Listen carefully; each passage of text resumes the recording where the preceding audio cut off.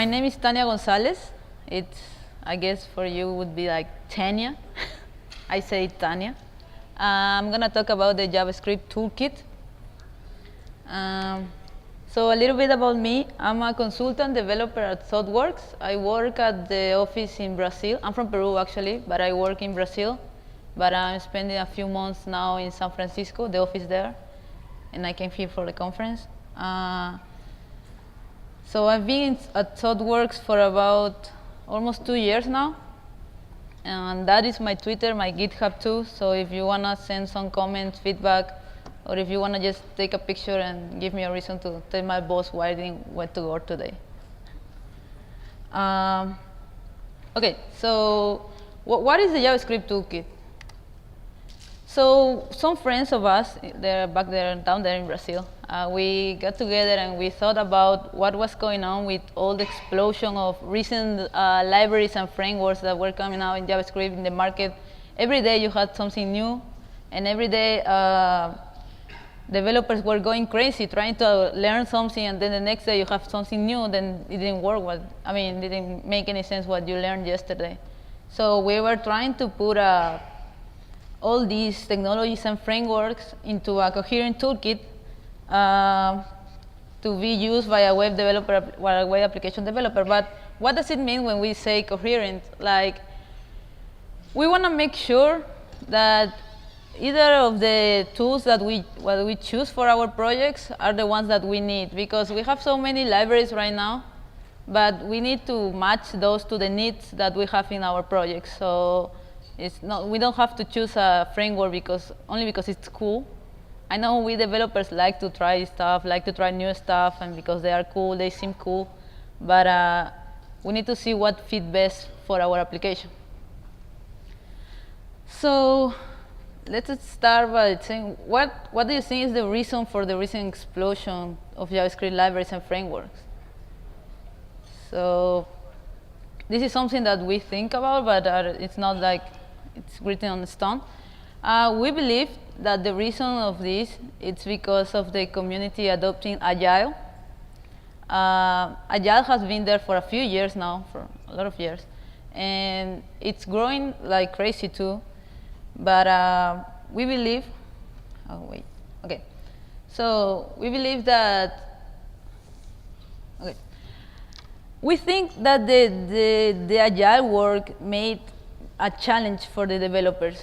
So the developers needed to change their mind. When we think of Agile, we think of different processes that come for it. Like, we are going to think about stand-ups and iteration planning and retros, but that involves the developers, but that doesn't change the developer mindset. So why do we think Agile was the reason for this explosion of libraries or frameworks in JavaScript? So I'm sure everyone here has heard or done or worked with Agile. Is everyone here? Does everyone here know what Agile is and everything? Yeah.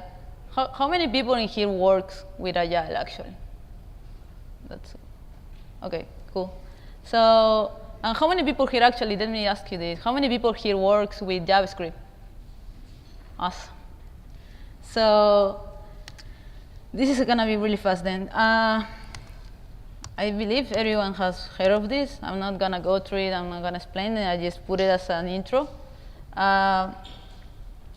And it's basically what we know about Agile. And as I mentioned before, it's all about processes, and it's all about how are we going to do our job, but it doesn't tell us how to actually develop. So what is the Agile purpose for delivering? We want to deliver fast, we want to deliver often, and we want to deliver value. So we as developers, we have many team members in our projects, right? We have managers, we have QAs, we have developers, we have many things. But we as developers, we need to change our mindset so we can actually deliver fast, and we can actually make Agile happen. If we don't change, if we just keep continuing doing our code as we do every time, everywhere, we are not gonna. You can have all the processes that you want. You can have all the stand-ups, retros, iterations, planning, and everything that you want, but you're not going to be doing Agile. So what do the developers need to be doing Agile? We need technical support, and we already have it. We already have all of these concepts that we need to apply. For example, we have TDD. Everyone knows what TDD is. We have continuous integration. We have continuous delivery. We have automatization. So, for example, if we want to deliver fast and often, we need to make sure that what gives a developer the confidence to deliver the code to the client? The tests that we have, the automated tests usually that we have. So we need to have the confidence to actually go there and tell the client that every 2 weeks, for example, I'm giving them something that it's working and that it's not going to break something that I already did in the past. So we have programming languages. We have evolutionary architecture. We need to make sure that we define an architecture in the beginning of our project, but that doesn't mean that it's not going to change. I mean, it probably will change because the user change, because the stories change, because the requirements change always. So we need to make sure that we are up to it. So as I mentioned before, I work at ThoughtWorks, and at ThoughtWorks we have something that we call the technology radar. Does anyone here have heard of ThoughtWorks? Yeah. Awesome. So we have a technology radar where it's actually the opinion that we do about the technologies in the market. So in this case, we have 4 categories. I'm not going to talk about this in deep. I'm just going to show because this is actually why we came up with the JavaScript toolkit. This is techniques, tools, and platforms, and languages, and frameworks. This document is on internet. You can check it out.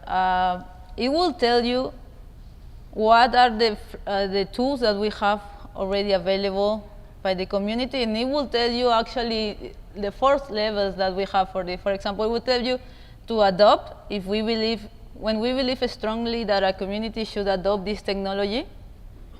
We will tell you maybe to hold if you should proceed with caution because we don't know what it's going to take, or it's going to tell you to assess if your company can try it out, but it's not in a project that has a high risk.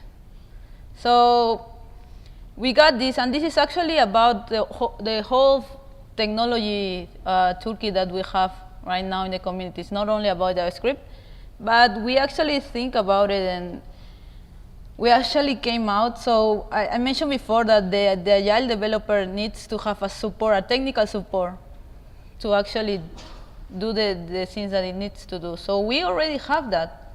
We already have an Agile toolkit for many languages like Java, Ruby, Scala, JavaScript, Python, Clojure. We have JUnit, TestNG, Cucumber to do TDD, to do BDD.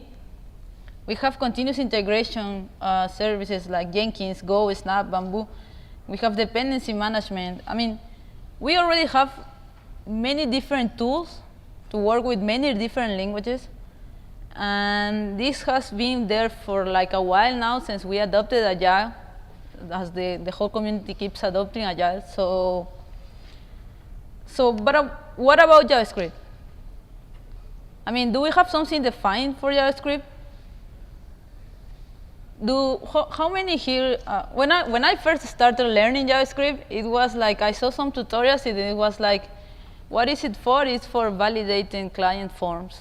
It's for client, it's on the browser, right? I need to do a document.getById and then click or something like this to validate some stuff on the form. I mean, back then I didn't think about using JavaScript in the backend like at all. And actually, what was the thing? I mean, Agile has been there like for a while now, for several years. But why JavaScript is just growing up now? Why the recent explosion of libraries and frameworks just now? And for me and for the people that we actually work in this presentation, it's Node.js. For us, Node.js is a tool that we call it the great enabler because thanks to Node, we can actually do many stuff in JavaScript, like compile, we can execute tests, we can build. JavaScript is not longer the browser language. And JavaScript, it can and it has to be treated like a first-class citizen.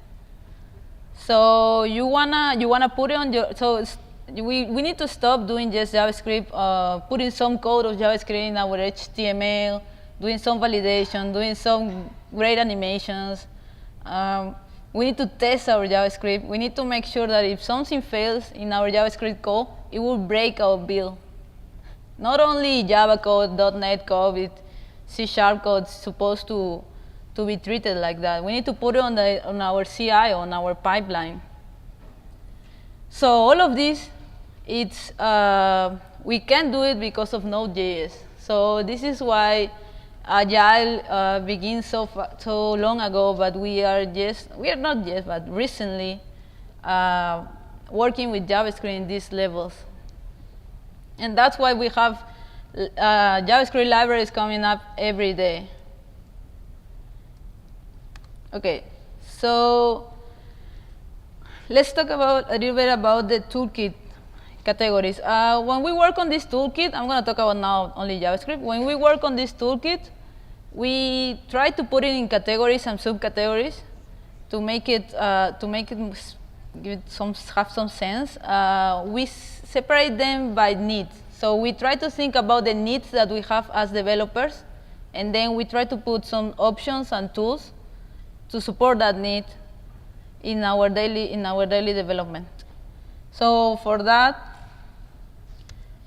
we have 5 categories that I'm going to talk about: infrastructure, application and product, development, testing, and utilities and support. So we're going to talk a little bit about each one, and then I'm going to talk about a little bit about the subcategories that each one has. So let's start with the first. When you have a project, actually you are just starting a JavaScript project. You want to make a front end for whatever you want to do. And how do you start? I mean, you define what framework you're going to use. If you're going to use a framework, you can probably also just have your JavaScript and use a set of libraries. But how do you start a project? How do you define your architecture? How do you define the structure of your project? So that's why we have scaffold. Actually, you have several tools, several ways, several practices. But you need to organize that in the beginning, and you need to have you can set some best practices and good design since the beginning of your project. It doesn't need to be a huge base code, so you can actually define what are going to be the best practices and everything. So for scaffolding, we have several tools now. I remember back then we have the biggest one was Yeoman. Yeoman is a generator that it has a generator for any kind of framework that you want to build. For example, you have generators for React, you have generators for Angular, you have generators just for a Node project. So you just have to have npm, you just say npm yo generator, and then you choose your generator, and it will create a structure that you can follow, that you can start your project with. You have also HTML5 boilerplate that it will also have these patterns. There are many seed projects that you can use as well as Bootstrap. I mean, whatever you choose, I'm not here to say this one is better than the other one, because it like I mentioned in the beginning, it has to match your project needs. But what I can say is that in this case, you need to be careful. I remember when I used Yeoman to start an Angular application, and who has done some Angular?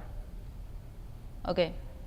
So when I started the application, it will give me some files like controllers, services, directives. But we started that way. We actually created some more components, but it was that way. So that wasn't for us. a few months passed, and we thought that this is not the right way, because when you saw our application, if you see our application, you could see that we are using Angular, but you couldn't see what was our application about. You couldn't see what we were trying to solve with our application. You could, I mean, have you heard of the screaming architecture from Uncle Bob?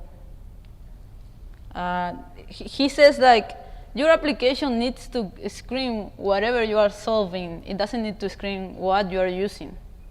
So you could see, like, we had like folders, name, directives, controllers, services, but that only makes sense in the Angular world. It doesn't make sense. It doesn't say what we are trying to fix. So whenever you use these kind of tools that will get you started very quick, you need to be careful how you're gonna proceed from them. The next subcategory is automatizations.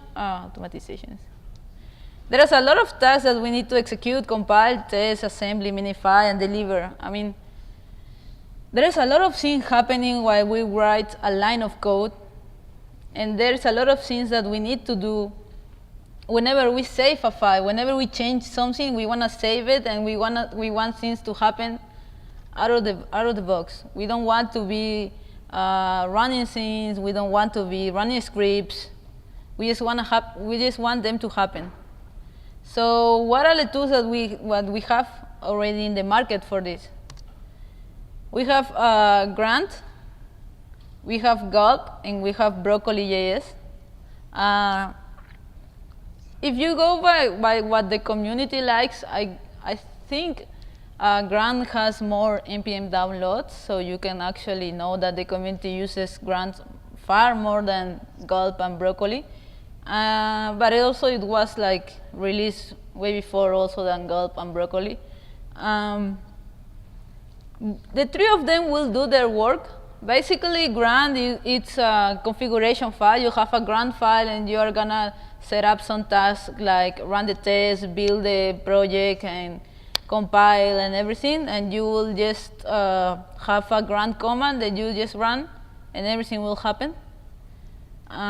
In Gulp, it's similar, but you don't have a configuration file. You actually have to write some code to tell them what to do.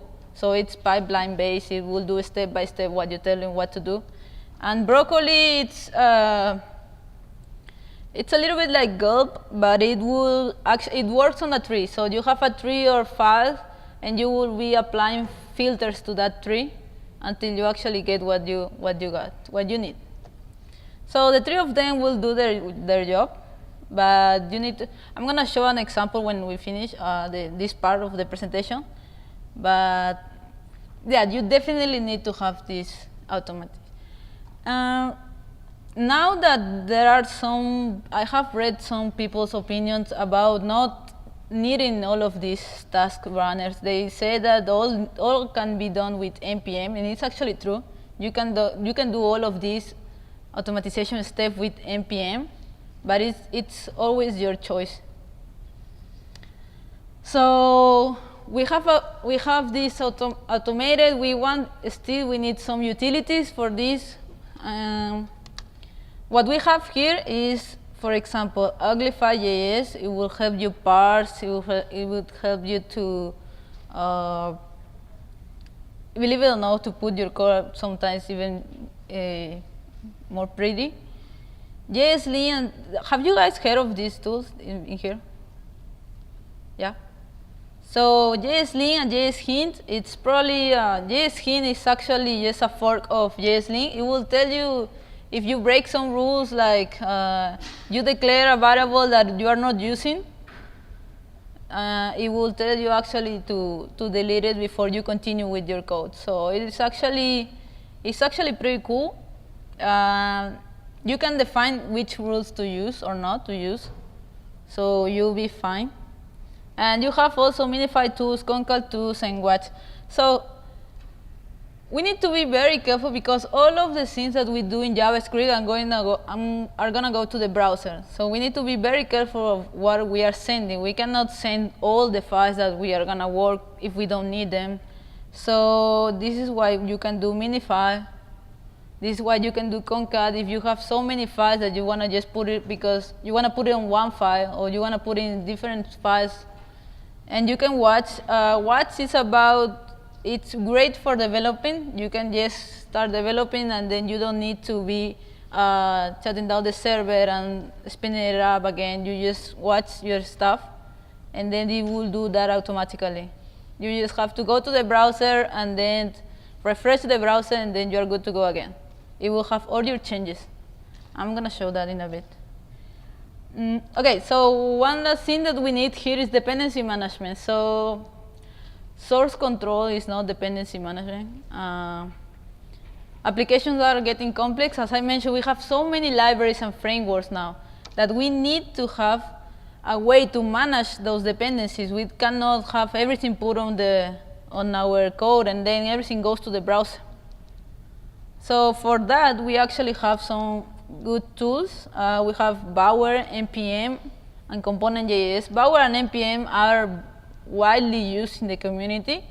Some people said that you can actually do everything with NPM, which is true, but Bower actually have some. Bower is optimized to be a dependency management for the browser because it is like, for example, it is flat management. So whenever if you put, for example, I need Angular and I need jQuery in my application. So Bower will try to get Angular and jQuery only. But if you do that with NPM, NPM is gonna get Angular and all its dependencies, and it's gonna get jQuery. So jQuery is already a dependency of Angular, so you can have two different versions of jQuery in your application, and you don't want that to go all to the browser.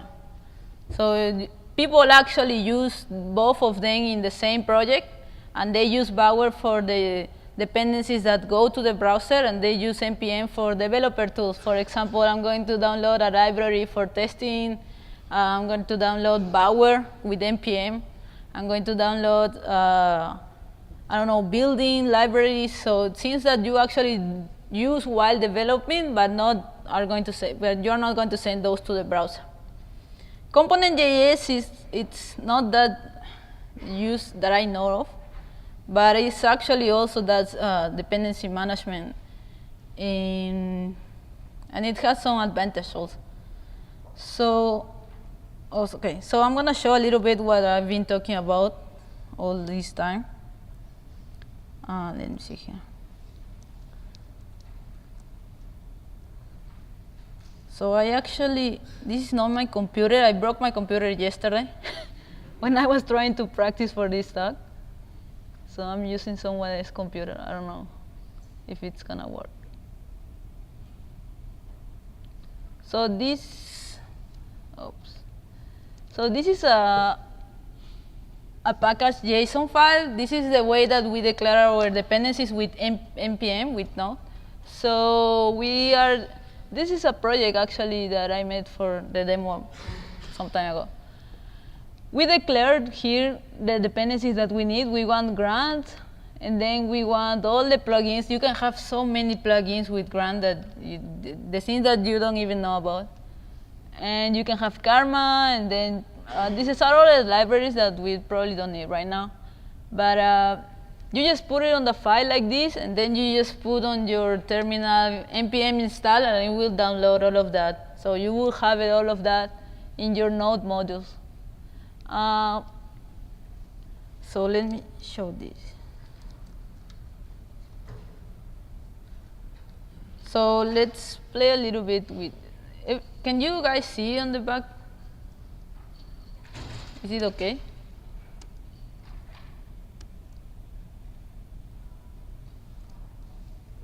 Okay, so if I do, let me show you here first.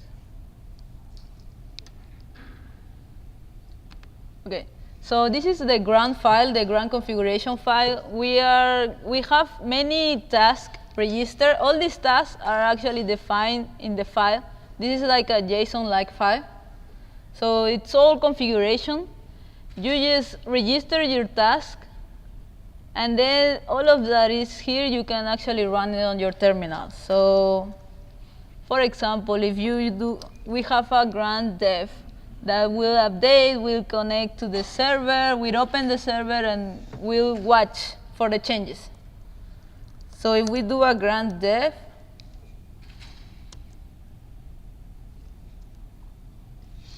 yeah, it opened here. Let me try to put it.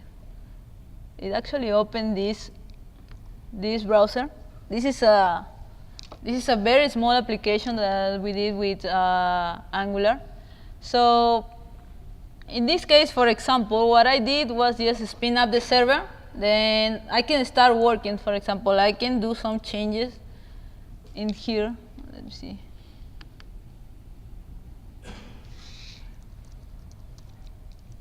Okay, so for example, if I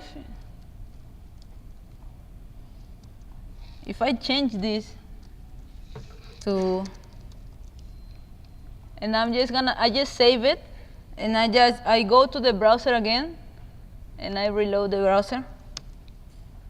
So I didn't need to do anything at all. I just needed to save and then go to the browser. And there's also some tools that will actually reload the browser for you. You don't even have to reload the browser in Grant or Gulp and Broccoli.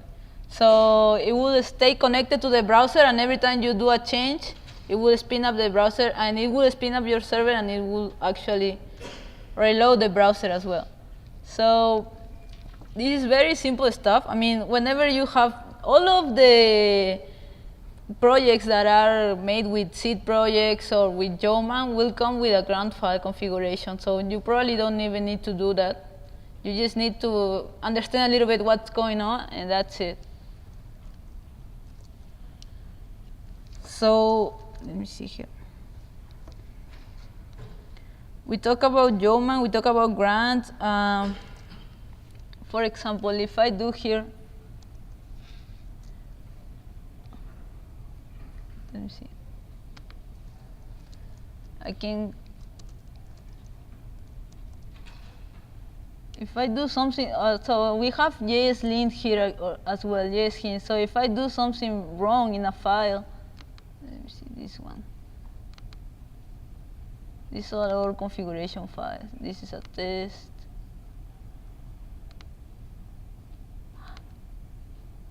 So here, for example, if I put something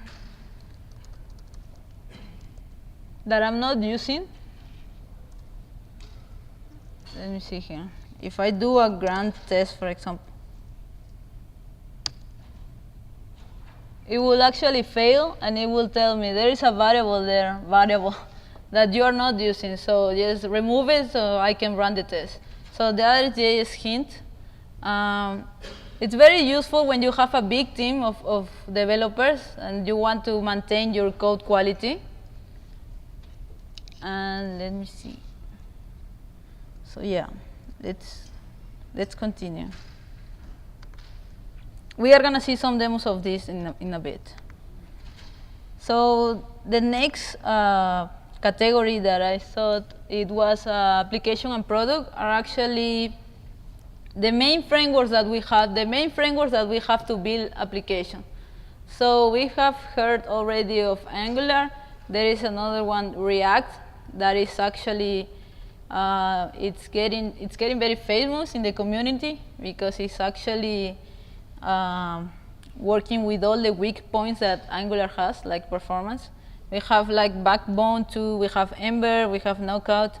Have you guys all worked with these libraries, frameworks? Yeah. So there are many differences between them. Some of them, for example, Angular, it's an MVC framework. React, it's more like the V or of the MVC, but you can do also big applications with it. It's actually very powerful. I guess you just need to be careful about what you're gonna choose, because you can actually, you don't need to choose any one of these just because it's cool for your application. You need to define what your application is about, and then you need to make sure you choose the right one. Because, for example, in my project, we used Angular for about a year, and the client was very happy. It was the first. They have many projects, And it was the first project that they did with Angular. And they were very happy because we were delivering very fast. But then other projects needed to start. And they were like, yeah, let's use Angular. And they didn't even know what the project was about. But we're like, yeah, let's use Angular. So we were like, no. You need to think about what your project is going to be, and then you need to choose a framework. Not because it worked for a project, it's going to work for everything. Because, for example, Angular is not good if you have big DOM manipulations. If you actually want to make a game, I mean, you can always use Angular because at the end it's JavaScript. You can do everything with JavaScript, but you don't want to do that. You probably don't want to do that. It's gonna cost a lot. So you probably want to choose another framework better for that. So I'm just trying to make a point that it's not good. When it's good for something, it doesn't mean it's good for everything. Okay, so some utilities that we have also, for example, you could choose any of these frameworks, but you don't need to if you wanna. I mean, you can actually go with plain JavaScript, and then you can have tons of libraries to support that. One of those libraries are, for example, Director, Crossroads, Page. There are libraries that are going to help you, for example, managing routes. You have that out of the box with the other frameworks that we've talked about. But if you want to go by yourself, you can actually use this. And you can actually also use this with the other frameworks. There is some kind of integration that you can make. So it's actually pretty cool. And the next thing is dynamic loading. So we've talked about the several libraries that we have or that we can use in our projects, but how are we gonna actually make them work? You don't wanna make the user load your application in the browser and it takes like a while because you put all your libraries in there, you put all the JavaScript you wrote in there. So you wanna have the JavaScript when you need it. So for example, if you have a system that it has an administration module that most of the users are not gonna see, you don't wanna load all the libraries that you use for the administration module in the browser of the user because they are not even gonna use that. So you wanna load things when they are gonna be used. So for that, we have some tools like Require.js and Browserify. These are tools that are gonna help you get the files that you need when you need it. So you probably, in one part of your code, you're gonna do a require in the library that you want. Not in the beginning. You don't need to get everything in the beginning when your application loads. You have other tools also like AMD.js and Async, but the most known in the community are Require.js and Browserify. So in development is very easy. We are using JavaScript, right? So we probably don't need anything else for only development. But there is actually other language that you can use. I think there was already a talk about it, about another language that you can use. They are like sugars of JavaScript. They are supposed to be easier to write. But at the end, they will all compile to JavaScript because the browser speaks JavaScript. So you can learn that there is CoffeeScript, TypeScript, ClojureScript. So you can learn those. You can actually work with those. At the end, they are going to compile to JavaScript so they can talk to the browser, but they are good too. They have some advantage. So testing. This is one of my favorites. I'm a developer, I'm not a QA, but I really like testing my applications. I really like the confidence that it gives me. So testing is all around. When we talk about front-end applications, we need to make sure that we test with all browsers that we want to support. We need to make sure that we write with the high coverage that we can, because it doesn't make sense for us to test only the happy path. We know that the users are not going to do that. We know that the users are going to mess with our system. So we actually need support for this. We need, so as I mentioned before, we need the test to break our build. The JavaScript test is not longer only Java tests that are going to break our build. We need JavaScript to be taken in consideration like a first-class citizen. So first, what are the frameworks that we have to actually write our test? We have Jasmine, Mocha, and QUnit. I've used Jasmine most of the time. It's very good. It's going to give you like some functions to do assertions. It's going to give you some spy functionality, everything that you can, most of the things that you can imagine that you do with your Java code or your .NET code, whatever, you can probably do it in Jasmine. And you can probably use unit testing. I mean, in JavaScript, it's hard when you do DOM manipulation because that is hard to test. It's always been. But if you actually work well, if you actually have different components, if you actually separate all your DOM manipulation in one place and you have all your JavaScript logic in another place, you can actually test that very well. So if you are not doing everything together, you can probably get that out of the box.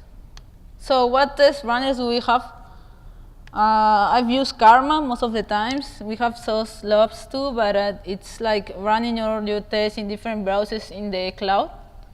In Karma, you can run it locally in different browsers. You just need to the plugin. You have the Chrome plugin, the Firefox plugin.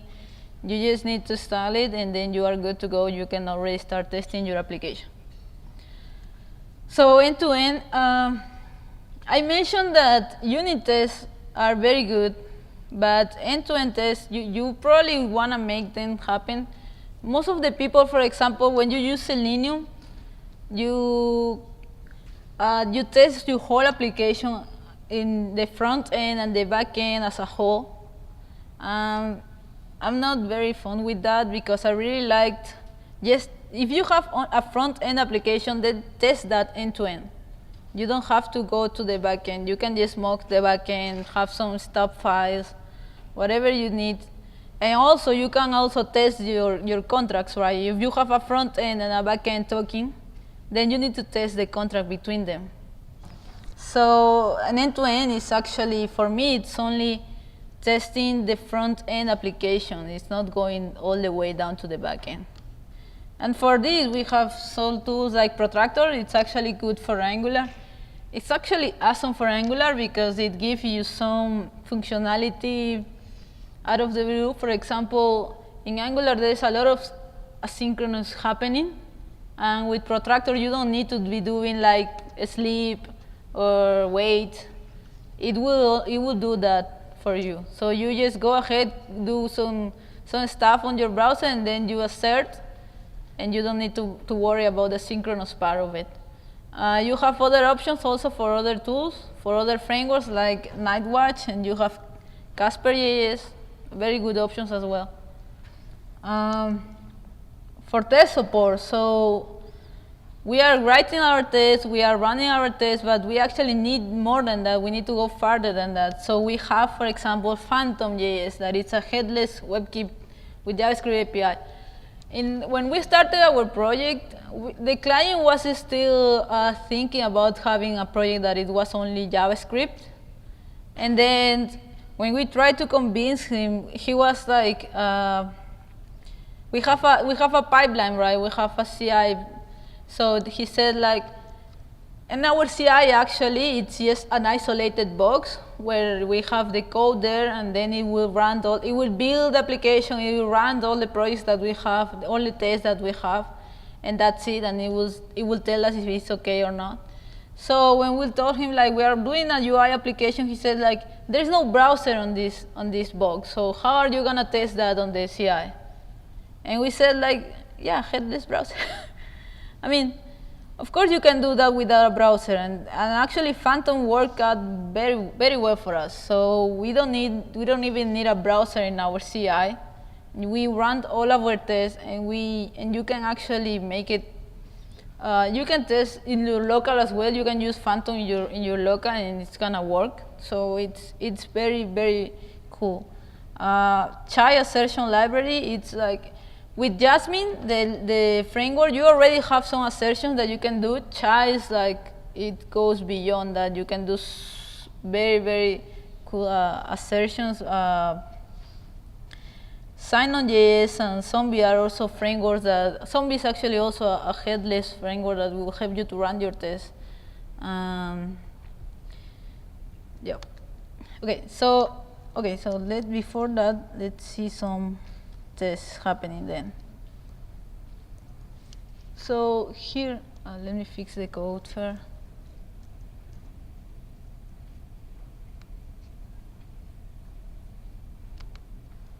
Okay.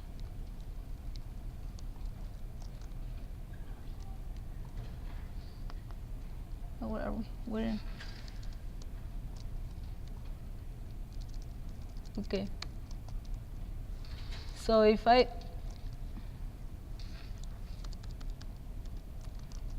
fix that, okay. If I run, I'm running now with Karma. I'm running the, okay. I'm gonna run just the unit test.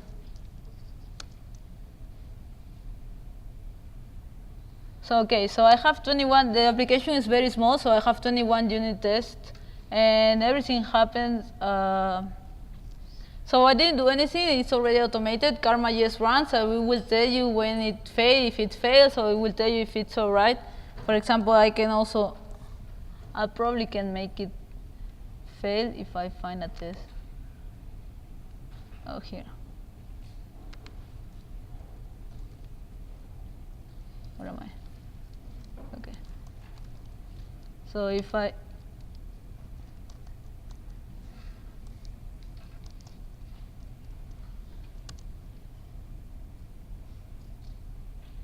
okay, so it's expecting it's just if you have used JUnit, it will just be the same approach. So it is actually very fast also. Let me see, and you can also have it like, you can set a grant task to have it running all the time. So I have here this one, that it will always watch for whatever you change, and it will run again. So if you do it failed, then I'm gonna fix this, I hope. Okay. So I didn't run it again. It's actually running every time I save a file. So if you save a file, it will run again, and now it passed. And we actually just keep our tests running, our unit tests running, and then we just go ahead and break some tests, and then we do the develop, we refactor. So it's actually very helpful for us. And the configuration, like I mentioned, you probably don't need to do much. You just download the Karma file, and then you're good to go. So it's not tedious configuration. Yeah. And also you have many plugins that comes with it. Like for example, I can do grant. I think it's, let me see here.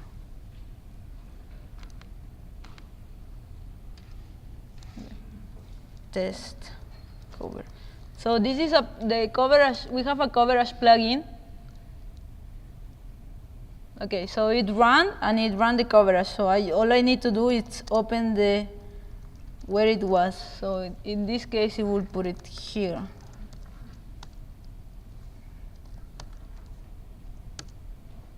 So it will open that. It will tell me if I have the coverage of all my files. For example, I have a test here where I haven't tested some cases, some branches. So it will tell me that you don't actually have a test to test this or this part. So you can actually have these numbers also available. For example, we always know that managers love numbers. They don't want to see our code, they want to see the numbers that we do with our code. So this is a good way to show that the quality. It's not the only way, but it's a good way to show that we are actually testing our application. Okay, so finally we have utilities and support. So whenever we think about DOM utilities, the first thing that actually, at least for me, the first thing that comes to my mind is jQuery.